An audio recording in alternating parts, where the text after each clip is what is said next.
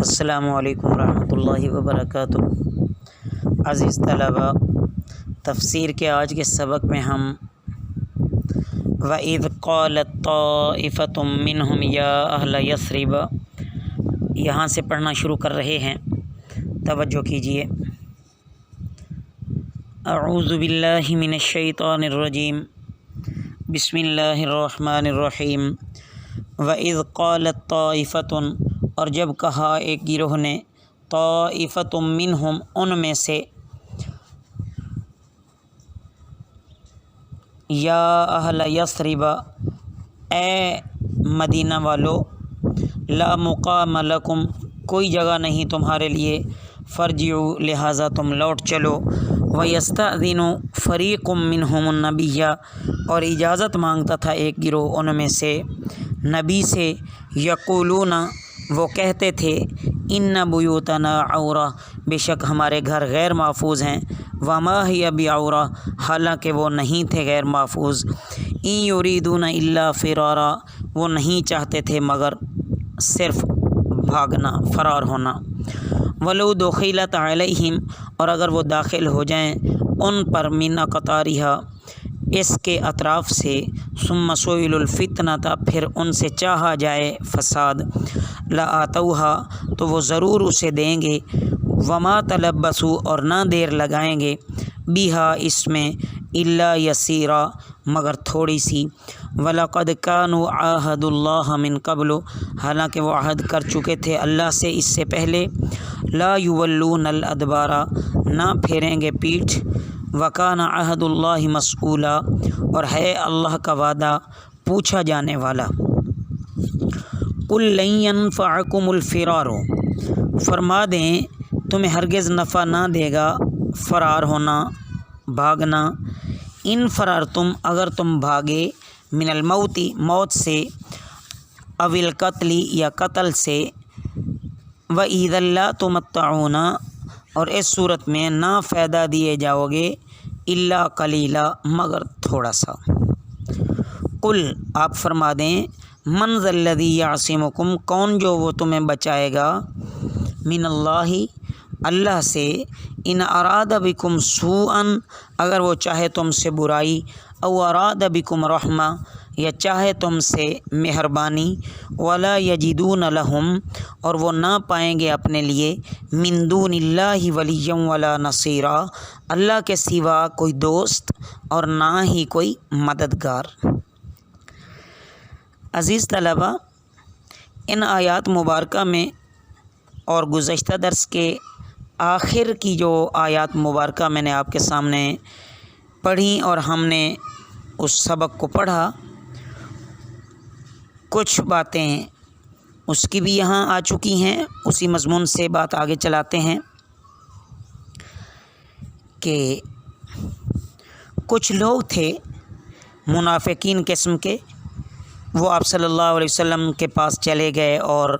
بھاگنے کے بہانے کرنے لگے۔ اس پر اللہ تعالیٰ فرماتے ہیں کہ یہ سب ان کے بہانے تھے، گھروں کی حفاظت کا بہانہ ایک جھوٹا بہانہ ہے۔ بات دراصل یہ ہے کہ ان کے دل اسلام کی طرف پورے جھکے ہی نہیں۔ انہوں نے جو کافروں کا ہجوم دیکھا، بظاہر مسلمانوں کی فتح کا کوئی نشان نظر نہیں آ رہا تھا، تو میدان جنگ سے وہ بھاگ کر گھروں میں جا کر چھپنے کی کوشش کر رہے تھے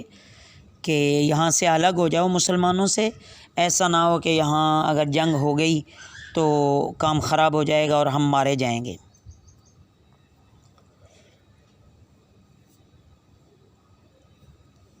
منافقین کے متعلق مزید بتایا جا رہا ہے کہ یہ وہی ہیں جنہوں نے جنگ احد کے بعد عہد کیا تھا کہ کبھی میدان جنگ سے پیٹ پھیر کر نہیں بھاگیں گے، تو اب بھی یہ پھر وہی وعدے کی خلاف ورزی کر رہے ہیں۔ تو ان کو یہ یاد کر لینا چاہیے کہ اللہ تعالیٰ کے ساتھ جو وعدہ کیا جاتا ہے، اللہ تعالیٰ اس وعدے کے متعلق ضرور پوچھیں گے، اور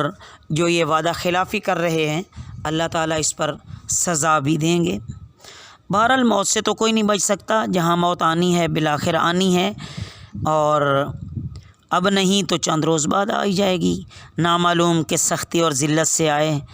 تو آپ صلی اللہ علیہ وسلم کو مخاطب کر کے فرمایا جا رہا ہے کہ اے نبی کریم صلی اللہ علیہ وسلم آپ انہیں فرما دیں